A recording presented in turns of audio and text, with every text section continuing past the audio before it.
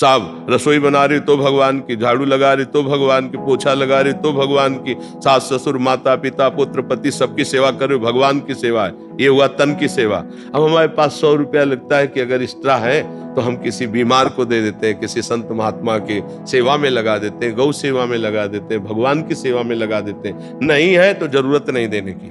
साधु की ममता अर्थ देने वाले के प्रति नहीं होती, ध्यान रखना। ये हम बड़े बड़े सिद्धों को देखा है, खूब सेवाएं हुई और फटकार के बाहर खड़े कर दिया। सिद्धों की बात कह रहा हूं, अच्छे अच्छे महापुरुषों की। लेकिन ऐसे अभी किसी संस्था में हम अभी दान देते हैं तो कोई कम देता है, कोई ज्यादा देता है। अपबल तपबल और बाहुबल चौथो बल है दाम, सूर किशोर कृपाते हारे को हरिनाम। जो हार गया, जिसे धन का भी बल है तो भगवान मिलने वाले नहीं है। उसके आगे देखें, तन मतलब समय की, वहां समय दिया जाए मंदिर में, या मन सिमरन किया जाए, या धन। हमारे शरीर से जितनी चेष्टाएं होती है सब भगवान के लिए होती है। मानो सुबह से उठने से लेकर शयन तक, शयन से लेकर सुबह तक। साहब रसोई बना रही तो भगवान की, झाड़ू लगा रही तो भगवान की, पोछा लगा रही तो भगवान की, सास ससुर माता पिता पुत्र पति सबकी सेवा कर रहे हो, भगवान की सेवा है। ये हुआ तन की सेवा। और मन को रखो करुणा निधान भगवान के नाम के चिंतन में, और जो धन है वो परिवार की सेवा में लगाओ। परिवार रूपी भगवान ही है, उनकी सेवा में लगाओ। हाँ, अब अपने पास 4 रोटी है, एक ज्यादा हमें लगता है कि तो हम किसी को दे देते हैं, किसी कुत्ते को दे देते हैं, गाय को देते हैं, किसी भूखे को। अब हमारे पास 100 रुपया लगता है कि अगर एक्स्ट्रा है तो हम किसी बीमार को दे देते हैं, किसी संत महात्मा के सेवा में लगा देते हैं, गौ सेवा में लगा देते हैं, भगवान की सेवा में लगा देते हैं। नहीं है तो जरूरत नहीं देने की। नाम जब से सब ठीक हो जाएगा। धन या तन ये सब हमारा सेवा में लग रहा है। परिवार भगवान का दिया हुआ है, वही सेवा करो, वही भगवान का स्वरूप है।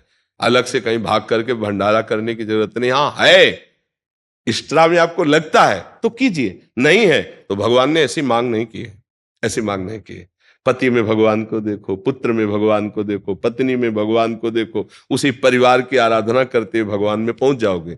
और भागे घूमो तो जब घर में भगवान की भावना नहीं कर पाए तो मंदिर में कहां से भगवान की भावना कर पाओगे? फिर धोखा ही धोखा मिलेगा। हमारी बात सत्यता से समझ लीजिए।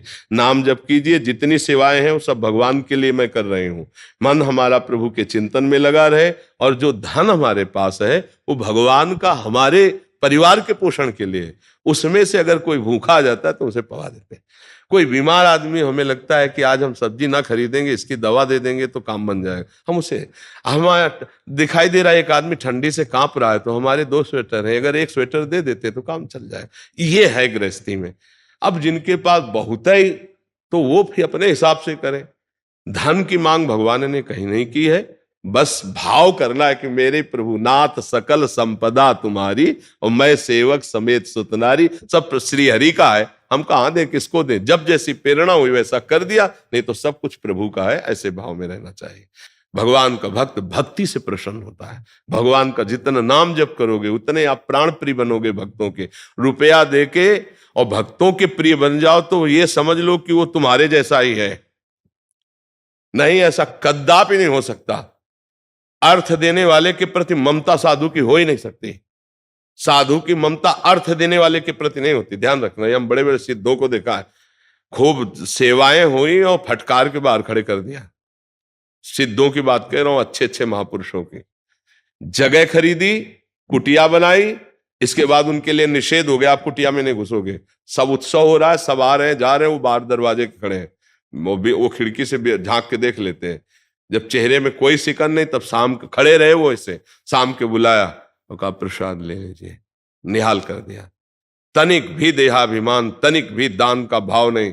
तो वो महापुरुषों का संग अभिमान रहित करता है। धर्म से चलो, जो तुम धर्म से कमा रहे हो, कभी एक को अगर रोटी पवा दी तो हो गया तुम्हारा दान। कभी एक बीमार आदमी की औषधि करा दी, हो गया दान। वो दान भी तुम्हें नरक ले जाएगा। कैसे?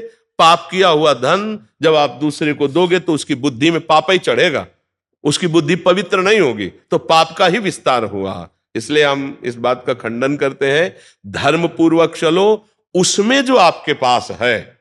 ऐसा लगता है कि भगवान आज भूखे इस रूप में आए, आप अपना भोजन पवा दो, फिर देखो उस दिन भूखे रहोगे ना तो हृदय विशेष शीतल रहेगा। आप अपना वस्त्र दे दो, कोई कांप रहा है सर्दी में, ये बात है। अधिक है आपके पास गौएं हैं, संत भगवान हैं, मंदिर है, वो कर दिया, लेकिन ये सिद्धांत नहीं है। ईमानदारी से चलो और अपने परिवार का ही केवल पोषण कर रहे हो और नाम जप कर रहे हो, और कभी कभी कोई अतिथि संत भगवान आ गए, प्रसाद पवा दिया, कोई ठंडी है तो वस्त्र एक आध दे, हो गया आपका। गृहस्थी में नाम जप से बहुत जल्दी लाभ प्राप्त होता है। हमारी बात समझ पा रहे हो? लेकिन ऐसे अभी किसी संस्था में हम अभी दान देते हैं तो कोई कम देता है, कोई ज्यादा देता है। हमारा महत्व ही नहीं है दाने का, तो हम चर्चे क्यों करें? हमारा जो दान शब्द है वो केवल नाम जप के लिए, अपनी श्वासों का दान करो, एक एक श्वास सुमिरन में लगाओ, इससे बड़ा कोई लाभ नहीं। रुपया पैसा है, सबसे बड़ा दान श्वासों का दान। राधा राधा राधा, तुम्हारा परम मंगल हो जाएगा, हमारी बात मान लो। और बहुत धनी हो तुम्हें है कि दान ही करना है, हम कह रहे कि बड़े बड़े गौशाला खुले, खूब हरा चारा खरीदो और गौओं को पवा दो जाकर के, वो बात अलग है। पैसे का महत्व नहीं। प्रभु भगवत प्रसन्नता के लिए पैसे की चौवन्नी की जरूरत नहीं, पक्का। ये हम सिद्धांत के, कभी किसी प्रवचन में सुन लो, कभी भी कहीं भी पैसे शब्द की बात नहीं होगी, क्योंकि इसका कोई महत्व नहीं है।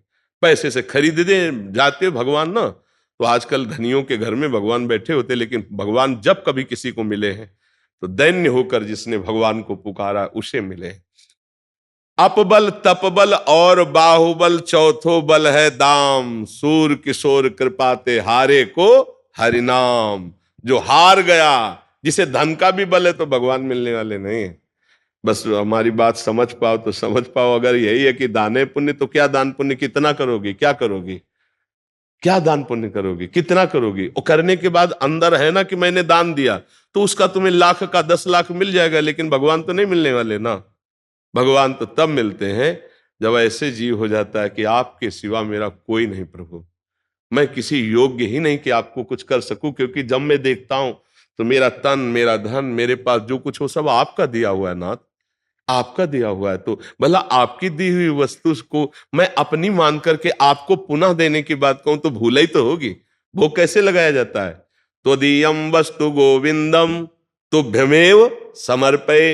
हे गोविंद, आपके द्वारा दी वस्तु आपको समर्पित करते हैं, तो इसे दान कह सकते हो क्या? अरे प्रभु की वस्तु प्रभु को समर्पित करो, इसमें कौन सा तुम्हारा उसमें बड़ी बात हो गई? तो दान शब्द का महत्व तो समझिए। आपके पास जो कुछ है, तन मन जो भी है, वो प्रभु का दिया हुआ है। आप धर्म पूर्वक पालन कीजिए। अगर कभी संयोग बन जाता है ऐसा कि कोई भूखा है, कोई भी, तो आप उस समय अपनी न सोचकर उसके सुख की बात कीजिए, ये बात तो आपको मंगल करेगी। और ये सब अहंकार को पुष्ट करने वाला है, इससे ज्यादा लाभ की आशा मत रखिए। क्यों? क्योंकि धन में जिसकी महत्व बुद्धि हो गई लेने और देने में, वो भगवान को महत्व बुद्धि में रख ही नहीं सकता है। ये बिल्कुल समझो, धन की महत्व बुद्धि भगवान से विमुख कर देती है। गृहस्थी में धर्म पूर्वक मेहनत करो, चाहे भले रिक्शा चलाना पड़े, किसी के आगे से हाथ मत फैलाओ, मेहनत का पैसा, और फिर उसमें किसी एक को रोटी दे देना, ये बहुत बड़ी बात होगी। दान का तात्पर्य होता है प्रभु की वस्तु प्रभु को समर्पित करना। अवसर आने पर, कोई भूखा है, कोई प्यासा है, कोई बीमार है, कोई पशु ऐसा तड़प रहा है, अब तुम्हारे पास पैसा है तो आप प्रयोग करो, उसको दुख रहित करो, इसके लिए है।